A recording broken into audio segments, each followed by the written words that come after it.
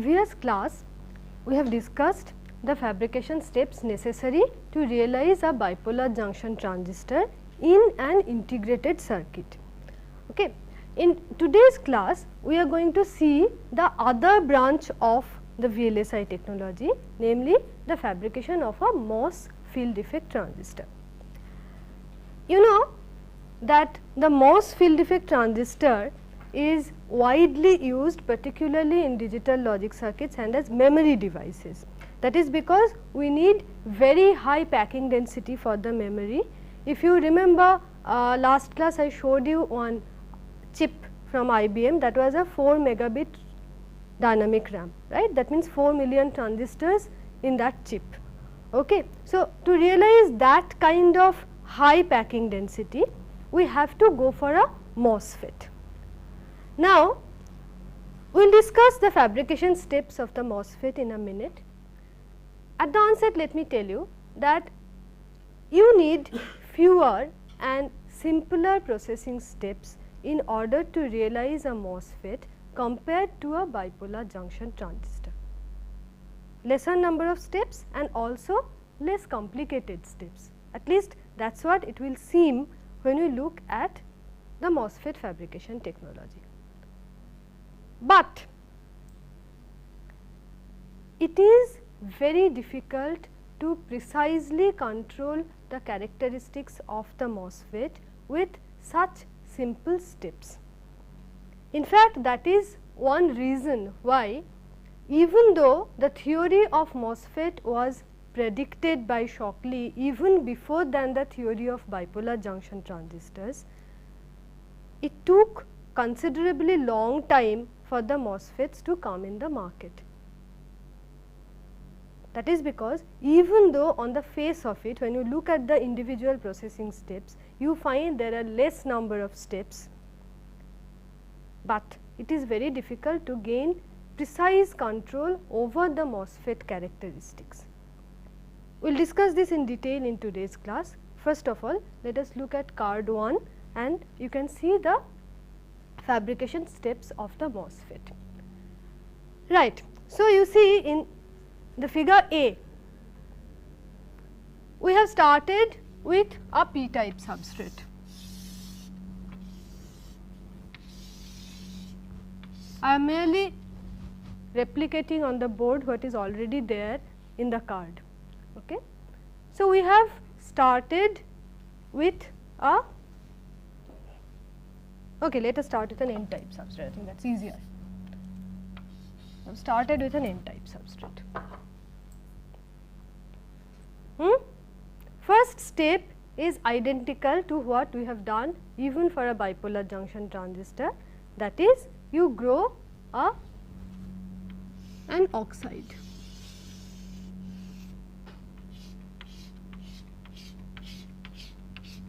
This step is called the field oxidation. You can see in the card it is written as the field oxide. Step A, that is the first step in the fabrication of the MOSFET, is the growth of a thick field oxide. Okay. Once this thick field oxide is grown, next step is photolithography and opening windows in that oxide. So, what do we do?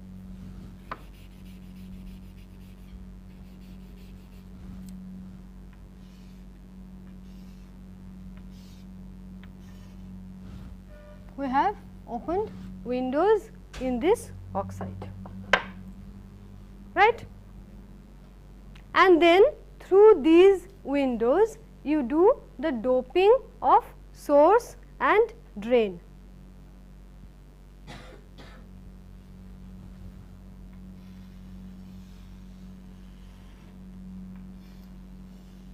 I want to draw your attention to one point here. If you look at the figure carefully, you will find that the window is here.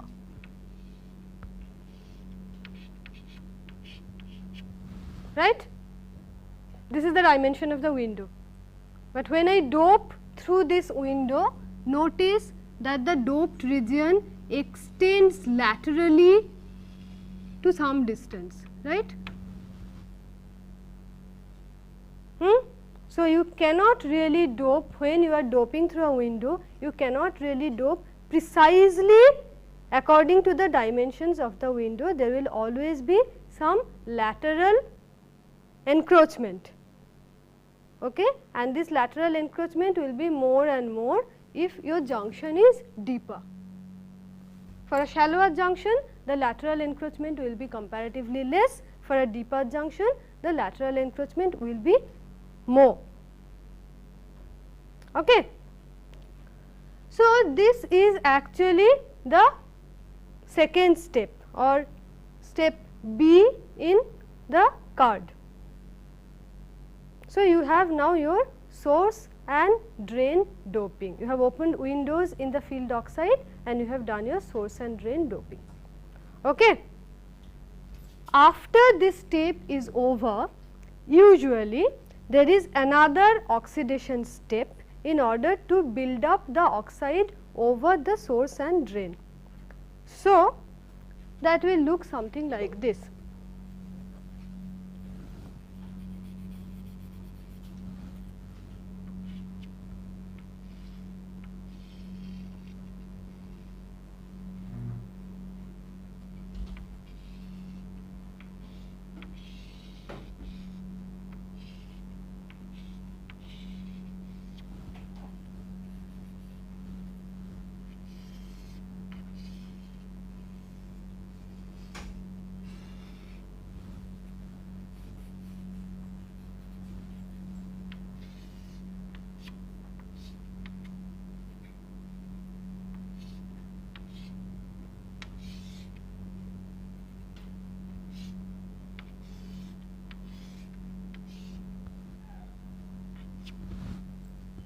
Okay. So, a MOSFET has, apart from source and drain, a third contact, that is the gate contact. Okay. So, I need to realize the gate. You know, the MOSFET gate is the heart of the device, that is, this is where we have the metal oxide semiconductor structure. So, in order to realize the gate, first of all what we have to do is to do the gate oxidation. Now, here comes a question. I already have an oxide between the source and drain, right? Can this oxide serve as the gate oxide of the MOSFET? The answer is no, it cannot. There are various reasons why this oxide, the thick field oxide which is already present here, cannot serve as the gate oxide. The first reason being that the thickness of this field oxide is very high. You see, the purpose of this field oxide when we opened the windows for source and drain was to mask against source and drain doping. We wanted to selectively dope the silicon substrate, and for that reason the field oxide thickness must be quite high. In fact, the thickness of this field oxide will be something around 8000 angstrom. 0.8 micron to 1 micron maybe. So, this field oxide thickness is very high and the gate oxide thickness of your MOSFET will be much less. The gate oxide thickness has a direct bearing onto the threshold voltage of the MOSFET. Okay? So, for modern day MOSFETs, when we talk about very small dimension, very small geometry MOSFETs, then we also talk about the gate oxides of thickness say maybe 100 angstrom or even lower than that. Even where you have a channel length of 1 micron, even for a channel length of 1 micron, you would like to have a gate oxide maybe of 200 angstrom thick, 200 angstrom thick. Okay. And even for the older day MOSFET technologies, even for that the gate oxide thickness was never higher than 1000 angstrom. So, please note the difference in the order of magnitude. On one hand, your field oxide is very thick, it is about 8000 angstrom or maybe even more than that. On the other hand, the gate oxide is approximately 1/10 of that. That is one reason. The second reason is the quality of the oxide. The gate oxide of the MOSFET is taking an active part in the device performance. It is not merely used as a mask, right. The quality of that oxide and the oxide and underlying silicon interface is very, very crucial in determining the performance of the MOSFET. So, the gate oxidation step in the MOSFET fabrication is an extremely critical step. Very stringent quality control is required, and when we discuss the oxidation as a unit process step, we would like to highlight how the quality of the oxide can be improved. For the time being, let me only say that the quality of the gate oxide is an extremely important parameter. Stringent quality control is needed, and under no circumstances you can use the field oxide as the gate oxide. You cannot use the same processing step for the gate oxidation.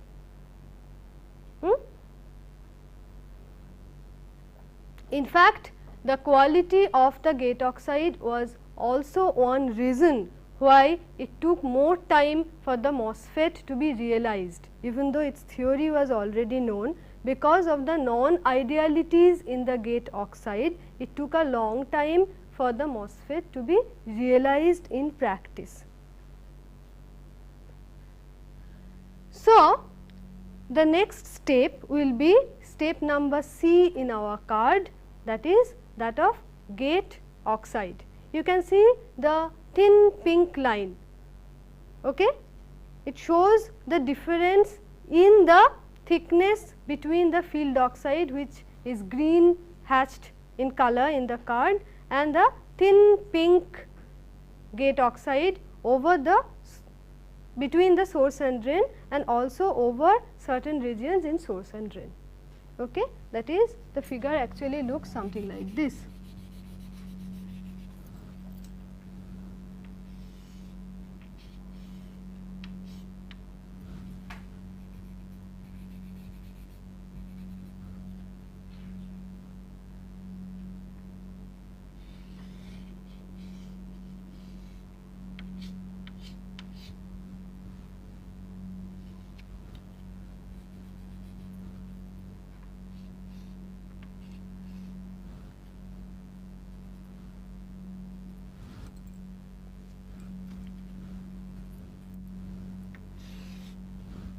And then we have the gate oxide over here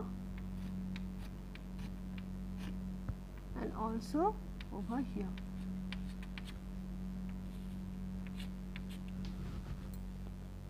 That is, we have opened windows in the gate region and also over the source and drain, and then subjected it to a process of very stringent quality oxidation and grown a thin layer of oxide over this gate region and also over the source and drain.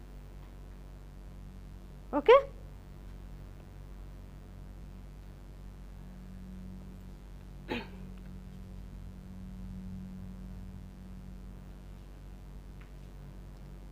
And in the final step, once you have realized your gate oxide, your job is almost done, and in the final step all you have to do is to realize the metal contacts. So, the metal must be on top of your gate oxide, that will be the gate contact, and it should be in contact with silicon in source and drain region. Okay? So, for that we need to open a window here, open a window here, and then put the metal which is aluminum. So, this is the source contact, this is the gate contact, and this is the drain contact.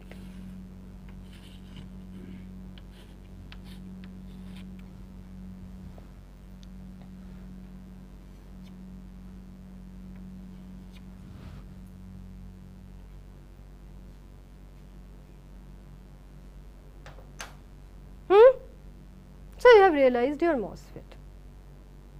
So, compared to the fabrication of a bipolar junction transistor technology, realizing a MOSFET is really very simple.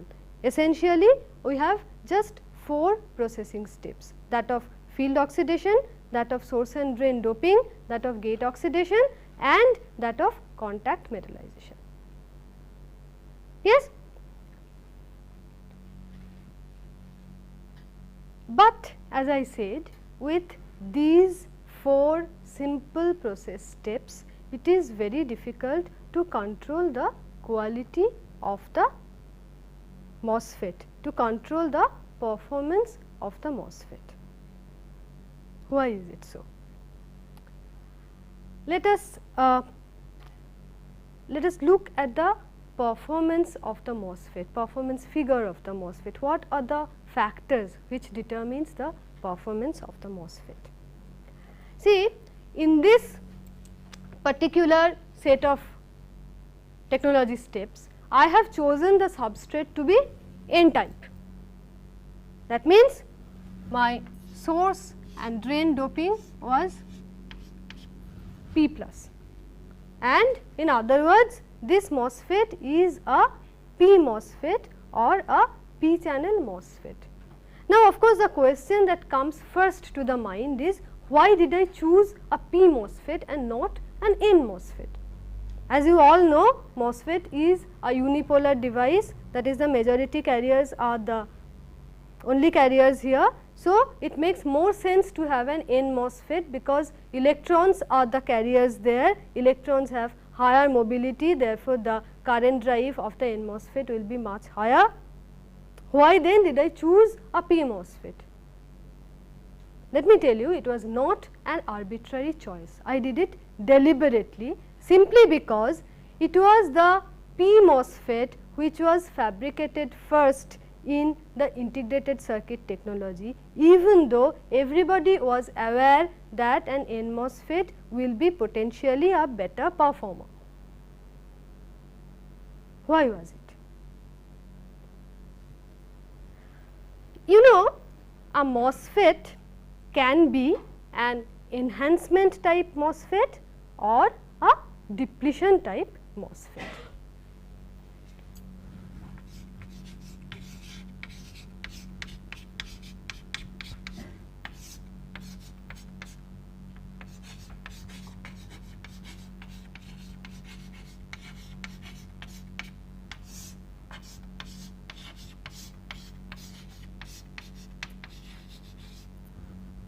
Enhancement mode MOSFET or normally off MOSFET, depletion type MOSFET or normally on MOSFET. What do I mean by these terms? I mean that if it is an enhancement mode, that is normally off, which means when no gate voltage is applied, this MOSFET is not conducting, this MOSFET is off. I have to apply a gate voltage in order to make the MOSFET conduct. In contrast, a depletion mode MOSFET is conducting when no gate voltage is applied, and I have to apply a gate voltage in order to switch it off. Now, MOSFETs are particularly useful in digital circuits, and there you will want the device to be normally off, that is, when no gate signal is coming, the device should be normally off. Otherwise, if you are using a depletion mode type MOSFET, you are wasting a lot of power. The device, when it is idling, it is conducting, therefore, you are wasting a lot of power.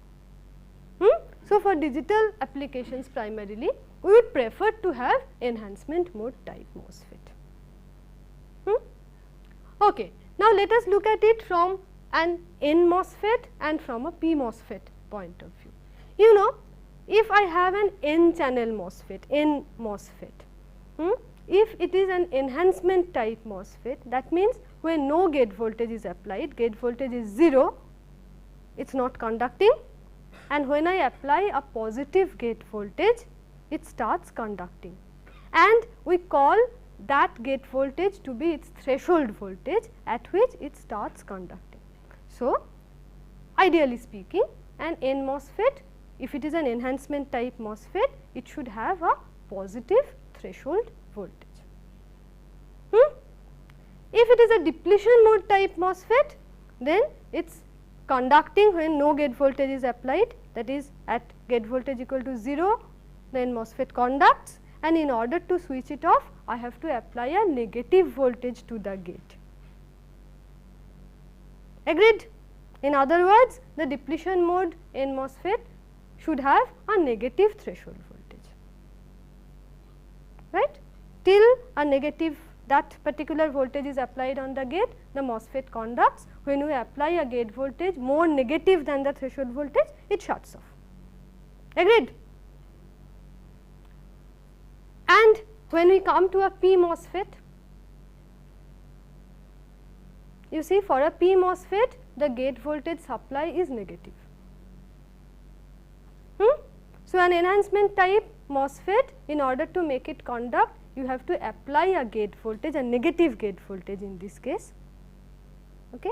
And if it is depletion mode type, then you have to apply a positive gate voltage, okay.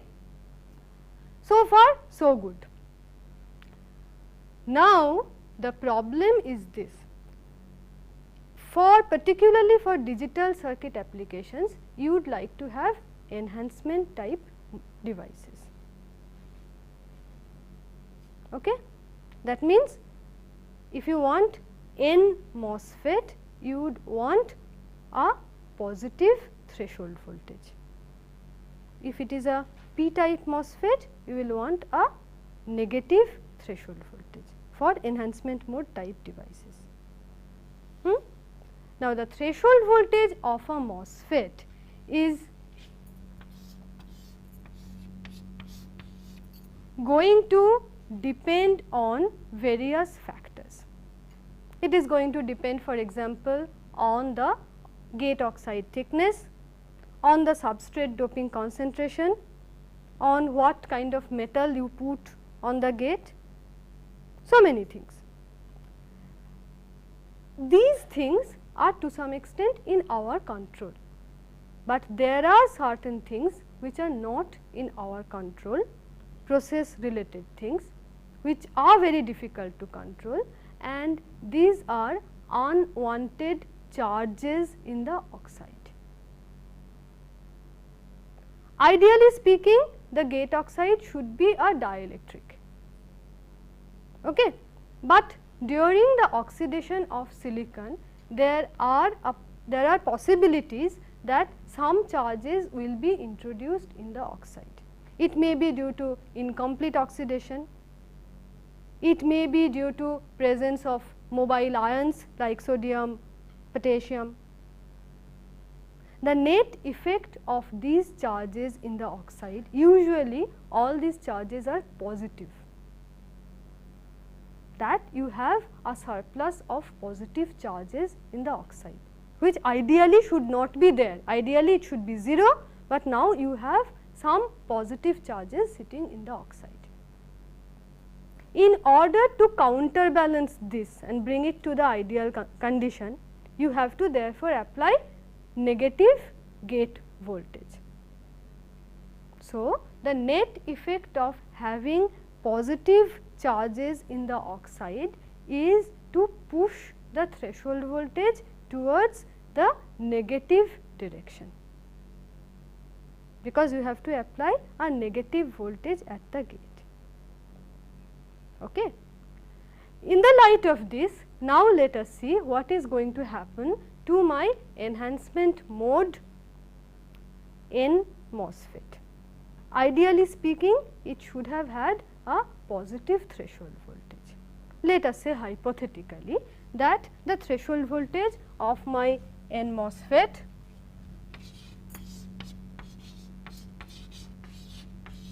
it's a hypothetical value, let us say it is 0.5 volts, hypothetically speaking.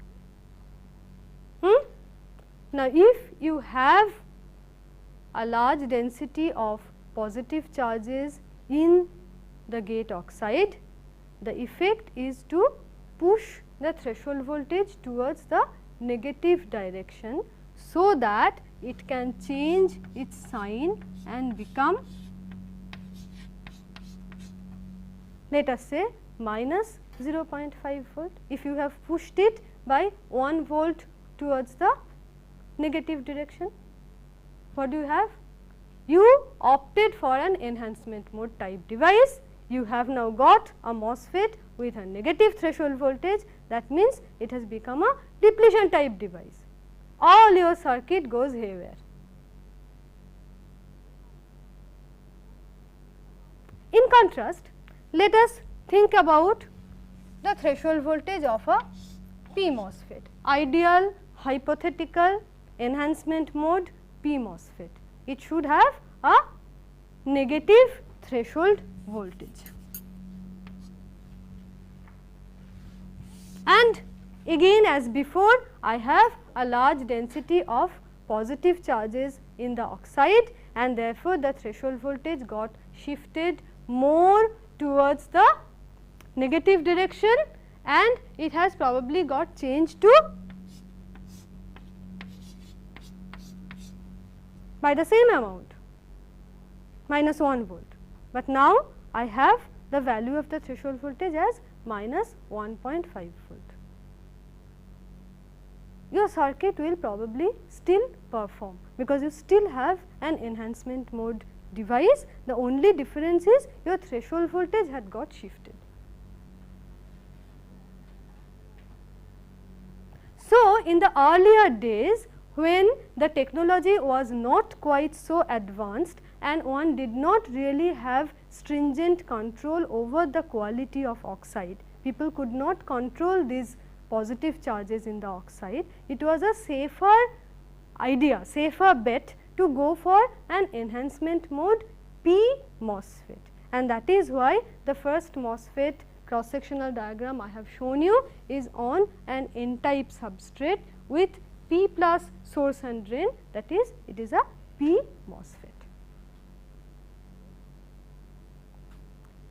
With the advance of technology, it became easier to control the oxide charges, and with that came the N MOSFET.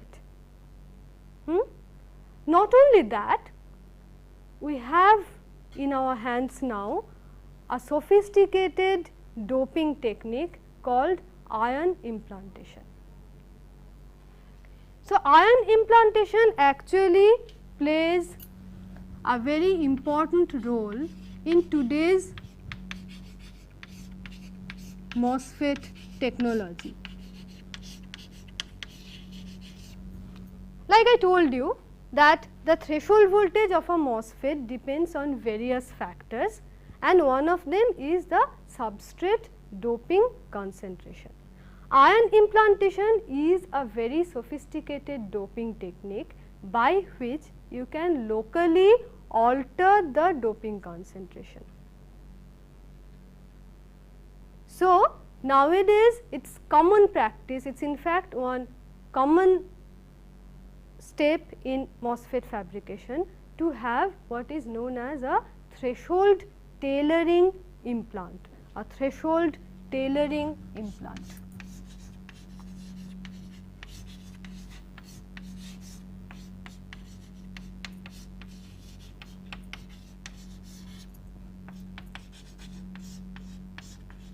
This implantation is done only in the channel region of the MOSFET, nowhere else, only in the channel region of the MOSFET, very close to the surface, just in order to tailor the threshold voltage so that you can realize the threshold voltage of your choice. This would not have been possible with the other less sophisticated doping technique like diffusion. It is possible with ion implantation. So, that brings us to our processing step number 7, that is ion implantation.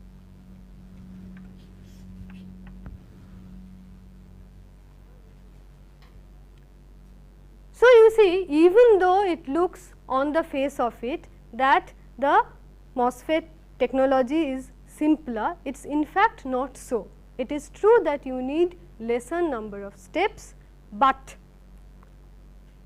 these steps have to be more carefully controlled and there are hidden depths in this, like for example, the threshold tailoring implant.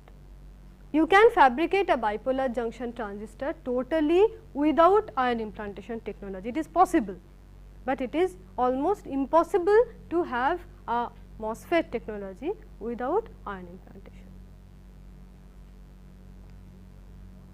Now, even though the device is called a MOSFET, metal oxide semiconductor field effect transistor, nowadays in most cases the metal, that is the gate metal, has been replaced with a polysilicon layer.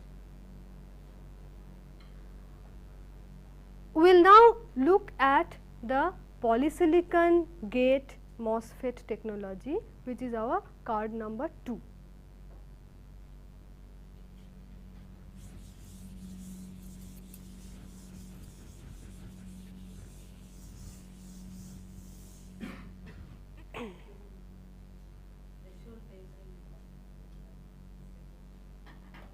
Yes.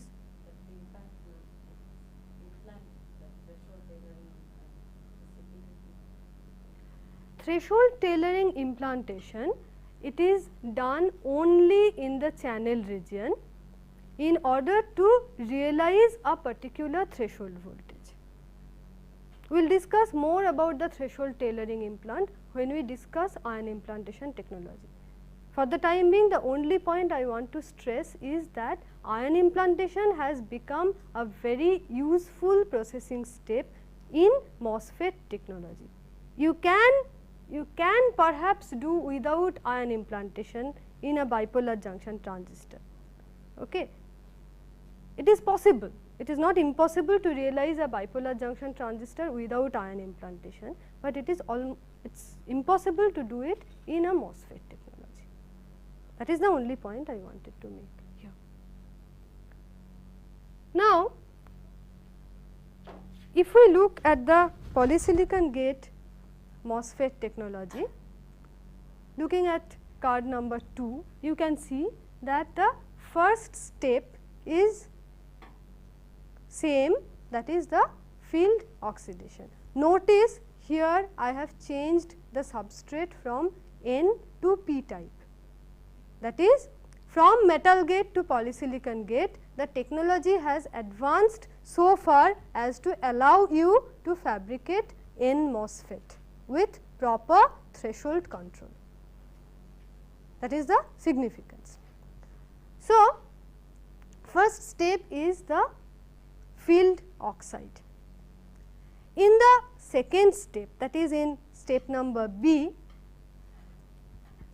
we have actually opened a window in this field oxide .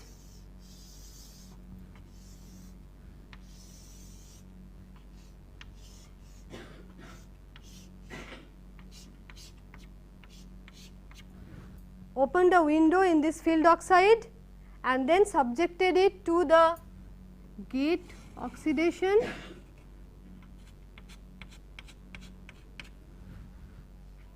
And on top of this we have deposited a polysilicon layer.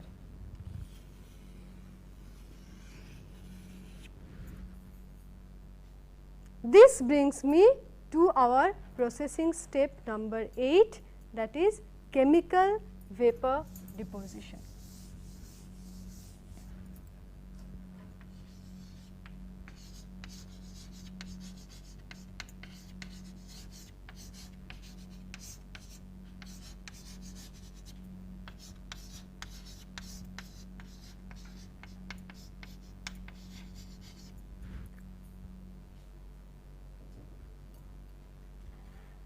We will discuss why we chose to go from a metal gate technology to a polysilicon gate technology. But first let us look at the processing steps. So, you have by chemical vapor deposition, or which is commonly called the CVD, you have deposited a layer of polysilicon on top of the silicon. Now, the next step is going to be patterning of the poly. You want to retain the polysilicon only over the gate and want to remove it from the rest of the region. Okay? We do that by means of etching.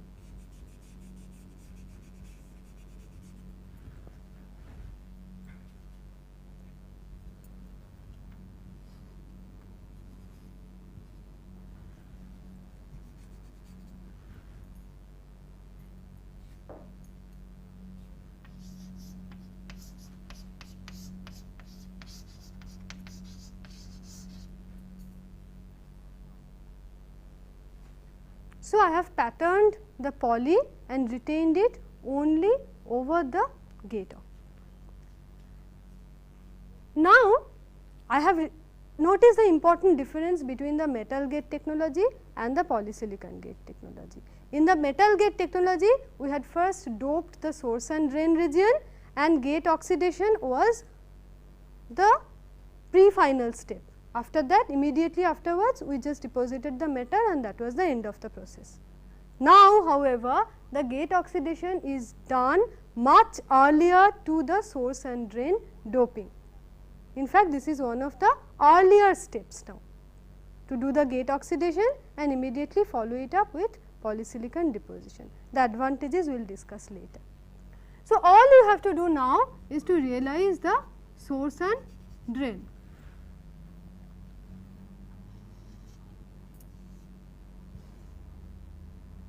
So, we open windows. It is very easy to open windows now, you do not even need a masking step, because you see your field oxide is much thicker than your gate oxide. The gate oxide in this region is protected by the polysilicon region. So, just a quick dip in hydrofluoric acid will remove the thin oxide from these regions, while it will not materially affect the thicker field oxide. Thicker field oxide will not get etched so easily, while the thinner oxide over this region will get etched quite fast. And now, you do not need any mask. Let me repeat it again and again. You do not need any mask now in order to realize your source and drain. This is called a self-aligned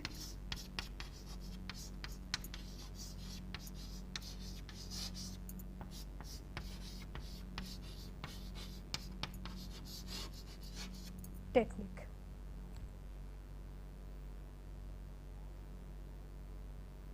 Where the source and drain are automatically aligned to the channel region of the MOSFET.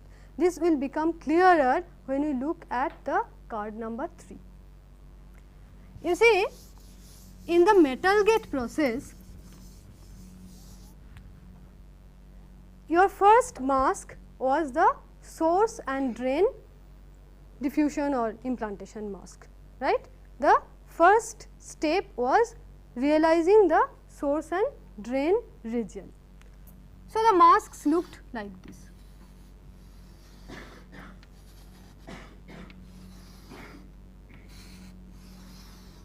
For each transistor, you have one source and one drain. Rest of the portions are all covered by the thick field oxide you have opened only 2 windows in that oxide through which you are going to dope your source and drain. After you have doped this source and drain, your next masking step was the gate mask. It is very important that the channel extends all the way from source to drain. So, what does that mean? That the gate oxide must overlap the source and drain region. In other words, what I am trying to say is something like this. If I have my source here and drain here, then the gate oxide must extend from here to here. It should not be shorter than this. For example, it should not be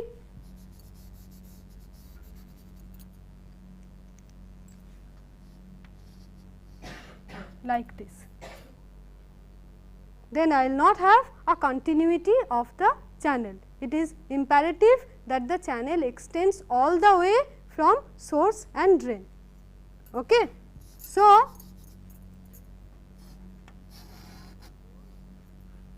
in order to make sure that the channel extends all the way from source to drain, the mask for the gate oxide should be something like this.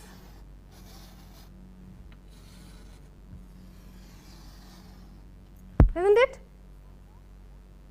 It must overlap the source and drain region. For the metal gate technology, I must make sure that the gate oxide overlaps the source and drain region. But this has its own associated problem. First problem is, as we shrink the device dimensions, you see this is the actual channel length. This is the actual channel length,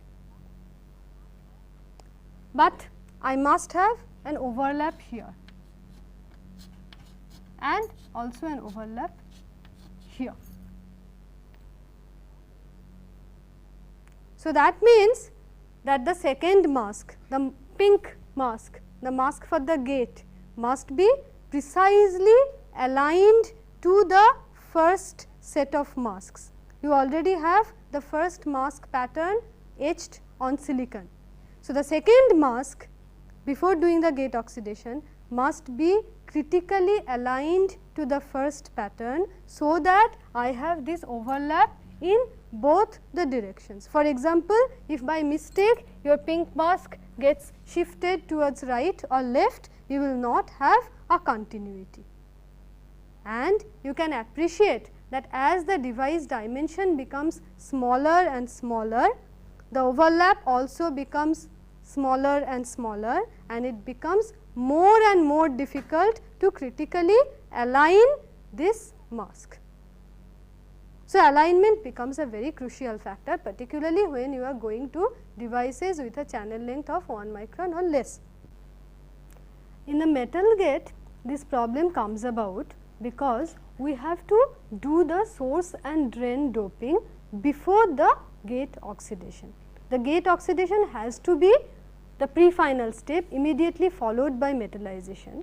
This is because we use aluminum for all the contact metallization, and you know aluminum has a very low melting point. So, after you have put aluminum, you cannot do any high temperature processing, and unfortunately almost all the processes in integrated circuit technology needs high temperature. So, for metal gate technology, gate oxidation has to be one of the last steps. In contrast, in the polysilicon gate technology, because now instead of metal, polysilicon is used and silicon has a very high melting point, you can do all the processing steps afterwards. That is why we can start with defining the gate, that is the first mask is where you open the window in the field oxide,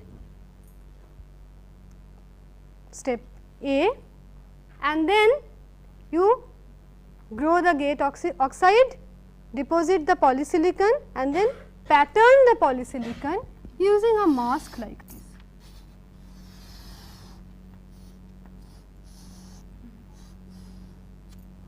Polysilicon itself is going to act as the gate contact. So, underneath this polysilicon line you have the gate oxide. Everywhere else outside this white square it is all field oxide. Okay? So, you have just these two halves of the window. You do not need another mask for your source and drain. You can dope straight through this source and window. Outside it is all protected by the field oxide and here it is protected by the polysilicon. So, your source and drain are automatically aligned to the gate. No need to take this into account in the mask. So, you do not have any critical alignment. This is automatically aligned. Self and source and drain are automatically aligned to the gate. Self aligned technology. Self aligned technology is a key word in today's integrated circuit technology. As the device dimensions become smaller, it is very useful to go for the self aligned technology, whereby the criticality of the photolithography can be reduced.